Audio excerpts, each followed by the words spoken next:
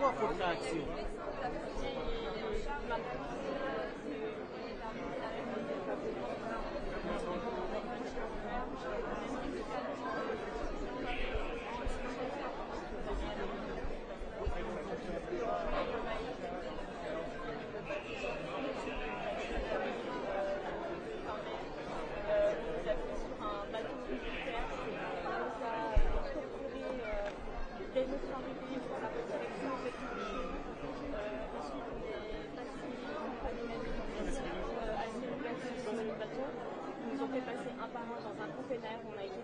Jean-Noël Barrot, démission. Jean-Noël Barrot, démission. Jean-Noël Barrot, démission. Jean-Noël Barrot, démission.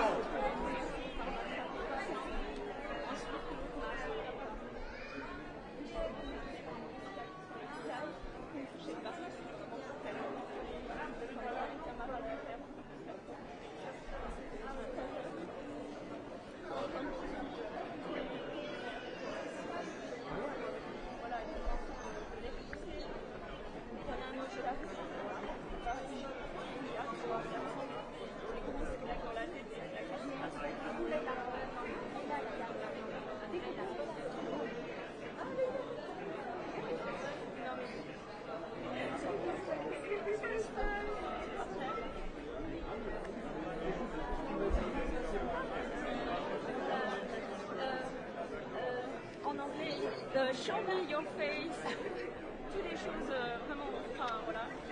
Et j'avais eu peur même de sortir de ce container parce que je voyais personne et là je ne savais pas quoi derrière. On m'a rattrapé, je suis ressortie et là j'avais d'autres personnes, des camarades de la famille.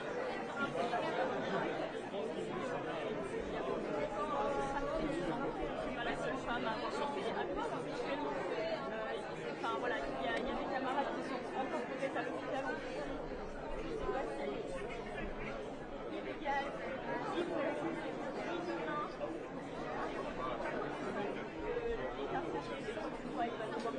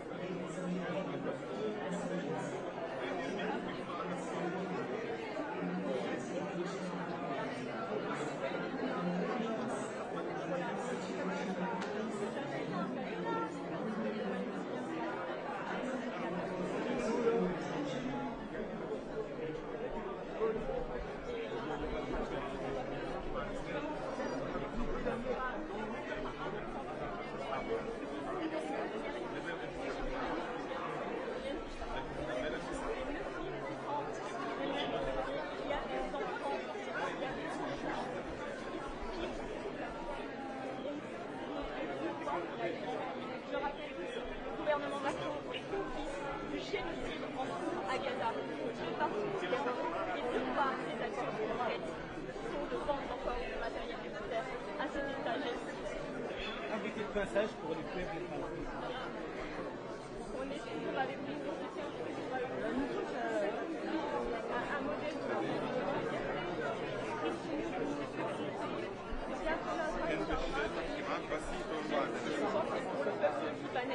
et cette chose-là, qui luttent pour leur liberté, contre l'oppression. Gloire éternelle à toutes celles et ceux et celles qui luttent contre l'oppression et qui les luttent. Merci beaucoup.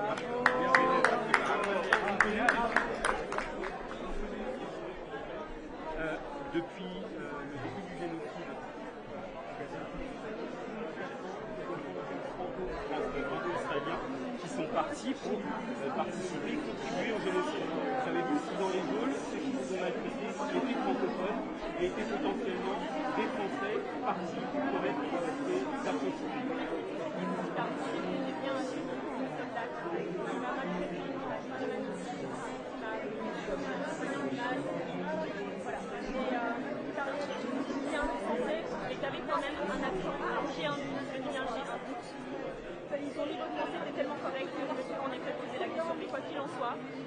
franco-israéliens doivent être mentionnés dans les tribunaux, ils doivent répondre de leurs actes, ils sont victimes de génocide.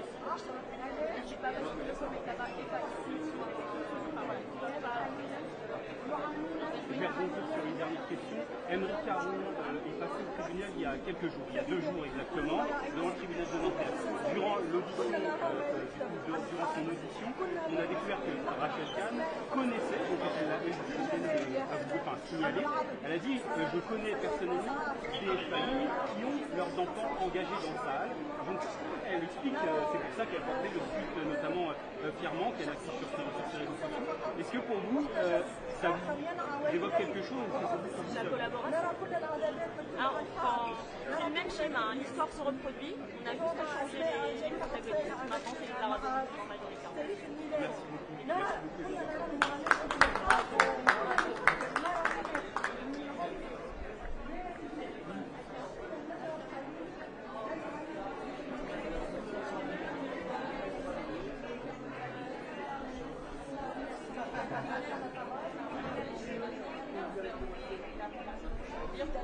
Si aujourd'hui on peut dire que la France est le pays des droits de l'homme, c'est parce qu'heureusement qu'on a les militants de la flottille qui se battent pour les droits humains, qui se battent pour les droits palestiniens, et on est extrêmement soulagés de les voir aujourd'hui près de nous, les voir rentrer. Et je sais que les prochains jours vont être très durs. On a entendu tout ce qu'ils ont vécu, les sévices qui ont pu se passer. Et j'ai qu'une chose à dire, en fait, la France devait avoir extrêmement honte. Aujourd'hui, ce n'est pas une convocation de l'ambassadeur qu'il faut pour aujourd'hui dénoncer ces actes aujourd'hui. Ce qu'il faut, c'est cesser l'accord d'association. Il y a encore 2 semaines, le groupe écologiste à l'Assemblée nationale a déposé une résolution pour suspendre cet accord d'association. Encore une fois, les macronistes, donc Jean-Noël Barrot, Emmanuel Macron, se sont abstenus sur ce vote. Encore une fois, le mandat d'arrêt contre Benyamin Netanyahou n'est toujours pas appliqué en France. Il ne fait que survoler notre espace aérien sans qu'il n'y ait aucune arrestation qui se passe. La complaisance avec l'État d'Israël aujourd'hui ne doit pas se limiter à « oui, mais en fait, ça ne touche pas nos ressortissants, ça ne touche que les Palestiniens ». Déjà, c'est un scandale qu'on laisse des Palestiniens, des femmes, des enfants mourir dans ces conditions. Et en plus de ça, qu'on ait des militants français qui s'engagent dans les flottilles pour briser un blocus humanitaire, pour apporter des médicaments, apporter de la nourriture, et qu'on ait notre gouvernement qui ne dise absolument rien. Donc il a beau convoquer qui il veut à l'ambassade Jean-Noël Barrot, aujourd'hui, c'est pas ce qu'il faut. Ce qu'il faut, c'est des actes et des actions fortes. C'est cesser toute complaisance avec l'État d'Israël, c'est demander la fin du blocus, c'est enfin appliquer les décisions de la CPI qui est un organe indépendant, parce que par exemple on a le juge Nicolas Guillot qui est un juge français, qui est celui qui a émis le mandat d'arrêt contre Netanyahou, qui aujourd'hui subit des sanctions des États-Unis sans qu'il y ait aucune intervention ni d'Emmanuel Macron ni de Jean-Noël Barrot. Alors aujourd'hui ça suffit. Et ce qu'on demande à ce gouvernement, c'est d'enfin prendre ses responsabilités. Stop à l'impunité. Et on est dans une urgence. Enfin, urgence, c'est même pas assez fort comme mot. On a des milliers de personnes qui sont en train de mourir. Et je le redis parce qu'apparemment certaines personnes ne veulent pas utiliser ce terme. À Gaza, il se passe un génocide. En Cisjordanie, on est sur les prémices aussi d'un génocide. On a tout un peuple qui est en train de se faire exterminer dans l'indifférence générale. Aujourd'hui, la France doit avoir le même courage que des pays comme l'Espagne et enfin mettre en place de vraies mesures et agir, aider et nos ressortissants, mais aussi aider les milliers de Palestiniens qui comptent sur l'intervention internationale pour pouvoir survivre. C'est un scandale.